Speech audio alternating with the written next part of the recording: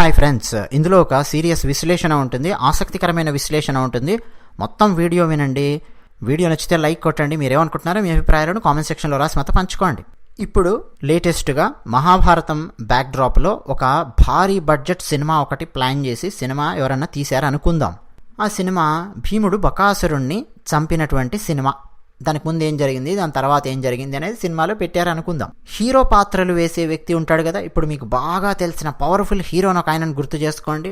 ఆ హీరోను కాస్త బకాసురుడి రోల్లో పెట్టేసేసి ఇప్పుడు విలన్గా చేస్తున్నటువంటి ఆయనను ఒక ఆయనను ఊహించుకోండి. ఎవరన్నా ఆ విలన్ పాత్రలు వేస్తున్నటువంటి వ్యక్తిని భీముని పాత్రలో పెట్టి బకాసురుని పాత్రకు అద్భుతమైన డైలాగులు రాయించి, ఒరేయ్ మీ కులాల వల్లే రా నేను అడవుల్లోకి వచ్చి కూర్చున్నాను, నాకెవడు ఆకలేసినప్పుడు అన్నం పెట్టలేదురా, అందుకే రా నేను ఊళ్ళ మీద పడి దోచుకున్నాను, ఇప్పుడు చూడండి రా ఒక్కొక్కడు గజగజలాడిపోతున్నారు. ఈ టైపులో డైలాగులన్నీ రాసేసేసి ఎర్రచొక్క భావజాల కమ్యూనిస్ట్ డైలాగులన్నీ చాలా తెలివిగా ఇరికించి రాసి బకాసురుని చేత డైలాగ్స్ అన్నీ పెద్ద పెద్ద డైలాగులు, అద్భుతమైన డైలాగులు, సమాసభూయిష్టమైనటువంటి డైలాగులన్నీ పదే పదే చెప్పించి భీమునికి డైలాగులు సరిగ్గా రాయకుండా రాసిన ఏదో వంతుగ్గంతే అన్నట్టు అక్కడో డైలాగ్ ఇక్కడో డైలాగ్ పెట్టేసేసి లాస్ట్కు ఫైటింగ్ వచ్చినప్పుడు కూడా భీముడు బకాసురుణ్ణి ఓడించలేకపోయాడు.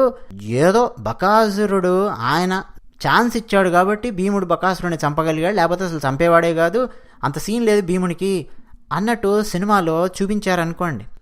ఆ బకాసురుడు మధ్య మధ్యలో శ్రీకృష్ణుడిని తిడుతూ శ్రీకృష్ణుని డౌన్ చేస్తూ పాండవులను అసమర్థులుగా చేస్తూ డైలాగులు వేస్తున్నాడు అనుకోండి. ఇవన్నీ సినిమాలో పెట్టేసి వదిలేశారనుకోండి, ఆ సినిమా హిట్ అయింది అనుకోండి. అప్పుడు ఏం జరుగుతుంది సమాజంలో? బకాసురుడు గొప్పవాడు, పాండవులు పనికి మాలిన వాళ్ళు అనే భావన సమాజంలో కలుగుతుందా? కలగదా? మొత్తం సమాజంలో కలగకపోవచ్చు, మహాభారతాన్ని అధ్యయనం చేసిన వాళ్ళల్లో కలగకపోవచ్చు, మహాభారతాన్ని అధ్యయనం చేయని వాళ్ళ సంఖ్య ఎక్కువగా ఉంటుంది కాబట్టి, ముఖ్యంగా యువత మీద ఆ ప్రభావం పడుతుంది కాబట్టి అదే కోణంలో ఆలోచిస్తూ ఉంటారు. ఇలా ఒక 30-40 సంవత్సరాలు గడిచిన తర్వాత ఏమవుతుందో తెలుసా? జై బకాసుర అనే బ్యాచ్ పెరుగుతారు. కృష్ణుని తిట్టేవాళ్ళు, రాముని తిట్టేవాళ్ళు, పాండవులను తిట్టేవాళ్ళు సమాజంలో పెరుగుతూ ఉంటారు. చాలా చక్కగా చాప కింద నీరులాగా జరిగినటువంటి సాంస్కృతిక విధ్వంసం ఇది. దీన్ని కనిపెట్టడం చాలా కష్టం. రీసెంట్గా అండి తస్లిమా నస్రీన్ ఆమె ఒక ట్వీట్ పెట్టారు. ఏమిటి ఆ ట్వీట్ అంటే, ఆఫ్ఘనిస్తాన్లో ఉన్న తాలిబాన్స్ ఉన్నారే, వాళ్ళ మతపరమైన తీవ్రవాదం ఎంతటి భయంకరమైందో మీకు తెలుసు, అంతకంటే భయంకరమైన వాళ్ళు ఈ ఎర్రచొక్కగాళ్ళు అని చెప్పి ఆమె ట్వీట్ పెట్టింది. సరే, ఆమె కమ్యూనిస్టులు అనే పదం వాడింది, నేను ఎర్రచొక్కగాళ్ళు అనే పదాన్ని ఉపయోగిస్తున్నాను. కావాలంటే ట్వీట్ స్క్రీన్ మీద చూసుకోవచ్చు. ఆమె కూడా అండి, ఆమె హ్యూమనిస్టు, ఆమె ఫెమినిస్టు, పోరాడే తత్వం ఉన్న వ్యక్తి. లజ్జా అనే ఒక పుస్తకాన్ని రచించారు ఆమె 90s. బంగ్లాదేశ్లో ఉంటారామె. ఆ తర్వాత బంగ్లాదేశ్లో ఉన్నటువంటి వాళ్ళు ఆమెను చంపాలని చెప్పి ప్రయత్నం చేస్తే ఆమె మన భారతదేశానికి వచ్చారు, ఆ తర్వాత వేరే దేశానికి వెళ్ళారు. అదంతా వేరే కథ. ఆమెను ఎందుకు చంపాలనుకున్నారు మీరు? 90s బంగ్లాదేశ్లో హిందువుల మీద అతి భయానకమైన దాడులు జరిగాయి. మన భారతదేశంలో బాబ్రీ మసీదు సంఘటన జరిగింది కదా, ఆ తర్వాత పాకిస్తాన్లో ఉన్నటువంటి హిందువుల మీద, బంగ్లాదేశ్లో ఉన్నటువంటి హిందువుల మీద అక్కడ ఉన్నటువంటి మూకలు అతి దారుణంగా దాడి చేశాయి. ఎందుకు? కారణం ఏంటి? అక్కడెక్కడో అయోధ్యలో ఉన్నటువంటి బాబ్రీ మసీదును కొంతమంది కూలగొట్టారు కాబట్టి మేము పాకిస్తాన్లోనూ బంగ్లాదేశ్లోనూ ఉన్నటువంటి హిందువుల కుటుంబాలను చెడగొడతాము, ఆ స్త్రీలను మేము చెడగొడతాము, ఆ మహిళలను బయటికి లాక్కొచ్చి వాళ్ళ మీద అఘాయిత్యాలు చేస్తాము, వాళ్ళ ఇళ్లలో ఉండే పురుషులను చంపుతాము, వాళ్ళకు బలవంతంగా సుంతీలు చేస్తాము. ఇలాంటివన్నీ రకరకాల దుండగాలు ఎన్నెన్నో మూకలు చేశాయి. పాకిస్తాన్లోనూ జరిగింది, బంగ్లాదేశ్లోనూ జరిగింది. ఆ సమయంలో బంగ్లాదేశ్లో ఉన్నటువంటి తస్లిమా నస్రీన్ అనే ఒక డాక్టర్, ఆమె మొత్తం ఆ సంఘటనలన్నింటినీ గమనించి నవల రూపంలో తీసుకొచ్చారు. ఆ నవల పేరు లజ్జా. అందులో మొత్తం బంగ్లాదేశ్లో హిందువుల మీద జరిగినటువంటి దాడులు మొత్తం మనకు క్లియర్గా అందులో కనిపిస్తాయి. నేను ఆ పుస్తకాన్ని ఎప్పుడో చదివి ఉన్నాను. ఆ తర్వాత ఆమె మన భారతదేశానికి రావాల్సి వచ్చింది. మన భారతదేశంలో ఉన్నటువంటి కొన్ని సంఘాల వాళ్ళు ఆమె మీద ఫత్వా జారీ చేయడం, ఆమె మొహం మీద యాసిడ్ పోయండి అని, యాసిడ్ పోస్తే 10 లక్షలు ఇస్తా, ఇలాంటివన్నీ చేశారు. ఆమె మొన్న పెట్టినటువంటి ట్వీట్ నన్ను బాగా అట్రాక్ట్ చేసింది. ఆఫ్ఘనిస్తాన్లో తాలిబాన్స్ ఎంతటి హింస చేస్తూ ఉన్నారో, ఎంతటి దారుణాలు చేస్తున్నారో అంతకంటే భయంకరమైన వాళ్ళు ఈ ఎర్రచొక్కగాళ్ళు అని చెప్పి రాసింది. ఎందుకంటే అండి, సరే ఆమె ఉద్దేశాలు వేరే ఉండొచ్చు, నా ఉద్దేశం నేను చెప్తున్నాను. ఎర్రచొక్కగాళ్లే. ఇంతకుముందు నేను బకాసురుడు అని చెప్పి ఒక ఎగ్జాంపుల్ ఇచ్చాను.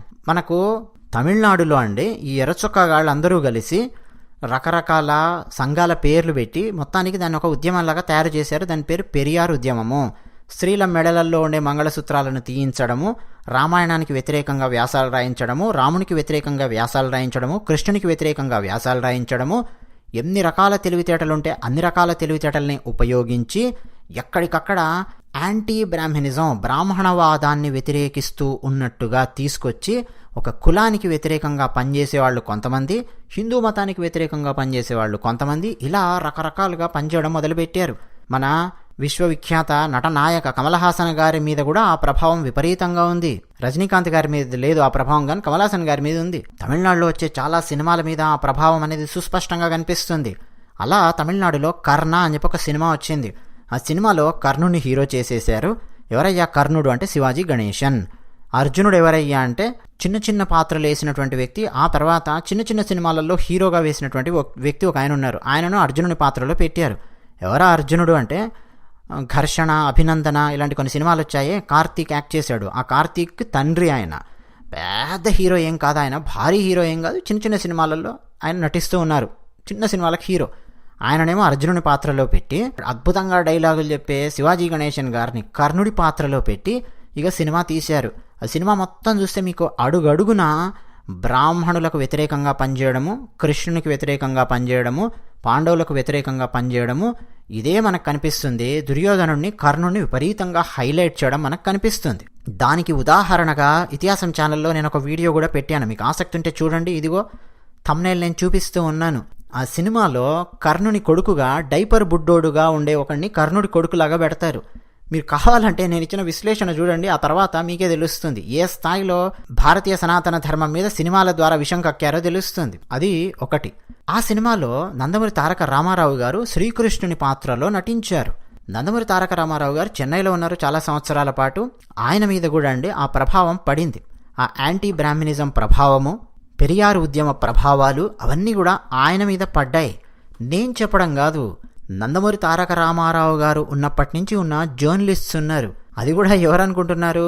కమ్యూనిస్టు జర్నలిస్టులు ఉన్నారు, వామపక్ష భావజాలం ఉన్నటువంటి జర్నలిస్టులు ఉన్నారు. వాళ్లే రీసెంట్గా మాట్లాడుతుంటే కూడా నేను విన్నాను. ఆ ప్రభావంతో ఆ తర్వాత మన తెలుగులో కూడా చాలా సినిమాలు వచ్చాయి. నందమూరి తారక రామారావు గారు తీసినటువంటి వచ్చాయి, పెద్ద పెద్ద బ్లాక్ బస్టర్స్ అయ్యాయి. ఏమైపోయిందంటే ఒక 30-40 ఏళ్ళు గడిచేసరికి జై కర్ణ బ్యాచ్ పెరిగారు. భగవద్గీతను శ్రీకృష్ణుడు అర్జునునికి ఇచ్చాడు, కర్ణునికి ఇవ్వలేదు, దుర్యోధనునికి ఇవ్వలేదు. ఉపనిషత్తుల సారమైనటువంటి భగవద్గీత అది మనకు అర్జునుని ద్వారా లోకానికి అందించాడు పరమాత్మ.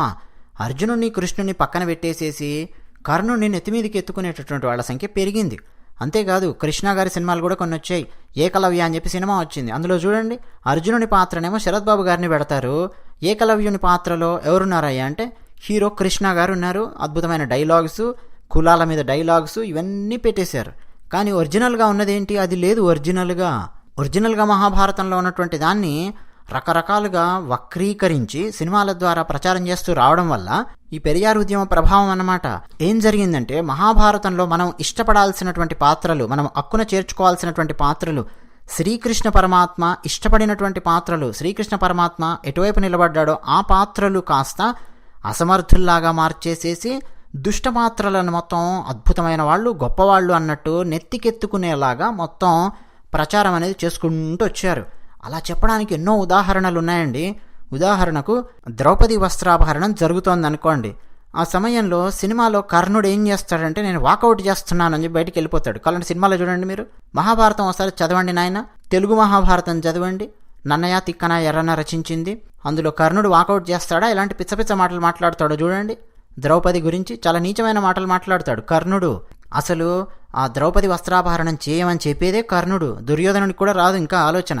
ద్రౌపదిని వేశ్య అంటాడు, బందకి అంటాడు, ఎన్ని మాటలు మాట్లాడాలో అన్ని మాటలు మాట్లాడతాడు కర్ణుడు మహాభారతంలో.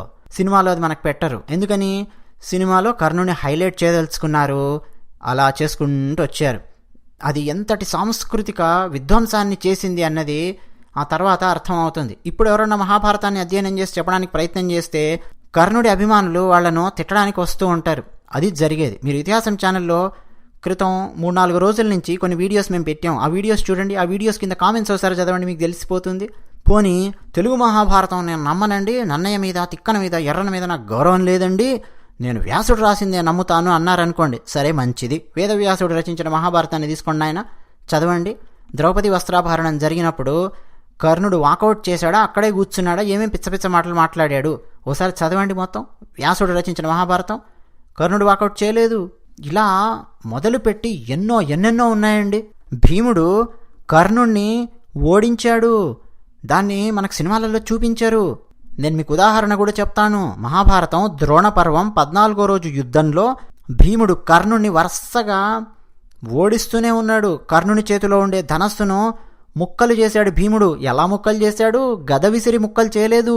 భీముడు కూడా రథంలో ఉండి భీముడు ధనస్సుతో, తన బాణాలతో భీముడు కర్ణుని చేతిలో ఉండే ధనస్సులను పదే బద్దలు కొట్టాడు భీముడు. మహాభారతంలో ఉన్నది క్లియర్గా ఉంది. కర్ణుని యొక్క రథాలను బద్దలు కొట్టాడు, బాణాలతో బద్దలు కొట్టాడు భీముడు. మహాభారతంలో క్లియర్గా ఉంది. భీముడు అన్నిసార్లు కర్ణుని ఓడించాడు, అది మొత్తం చూపించారు సినిమాలో. ఇదంతా జరిగిన తర్వాత అప్పుడు కర్ణుడు భీముడిని ఓడిస్తాడు.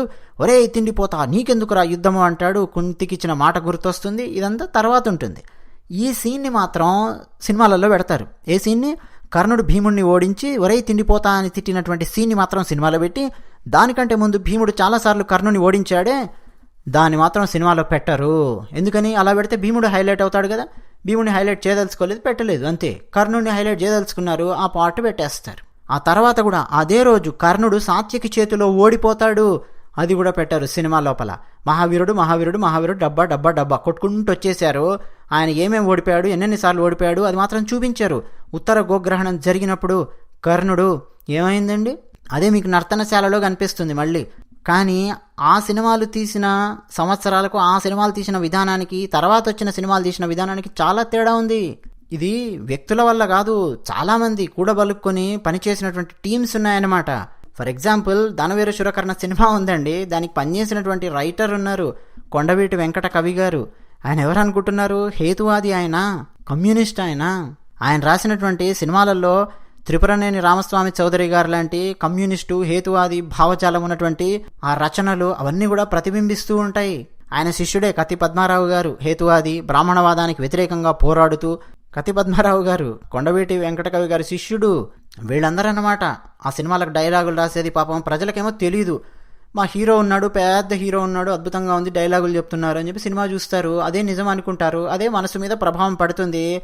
సంవత్సరాల తరబడి అదే ప్రభావాన్ని చూపిస్తుంది. ఈలోపు కర్ణుడికి ఫ్యాన్స్ తయారవుతారు. బకాసురుడిని హీరోగా పెట్టి సినిమా తీస్తే బకాసురుడికి ఫ్యాన్స్ తయారవుతారు. అసలు మహాభారతాన్ని నమ్మేవాడు ఉండడు.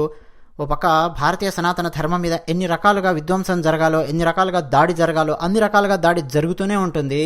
అందులో ఆ దాడి చేయడంలో మొట్టమొదటి సంఖ్యలో కమ్యూనిస్టులు ఉంటారు. ఆ విషయం కూడా చాలా మందికి అర్థం కాదు, ఎందుకంటే చాప కింద నీరులాగా వాళ్ళు పనిచేస్తుంటారు కాబట్టి అసలు అర్థం కూడా కాదు. ఎవరన్నా నిజంగా మహాభారతాన్ని చదివి చెప్పినా అలా చదివి చెప్పే వాళ్ళని తిడుతూ ఉంటారు, నమ్మలేనటువంటి స్థితికి వస్తారు. అదే జరిగేది మన భారతదేశంలో. ఈ స్థాయిలో సాంస్కృతిక విధ్వంసం అనేది జరిగింది. మీరు ఇతిహాసం ఛానల్లో వీడియోస్ చూడండి, మీకు అర్థమవుతుంది. ధన్యవాదాలు.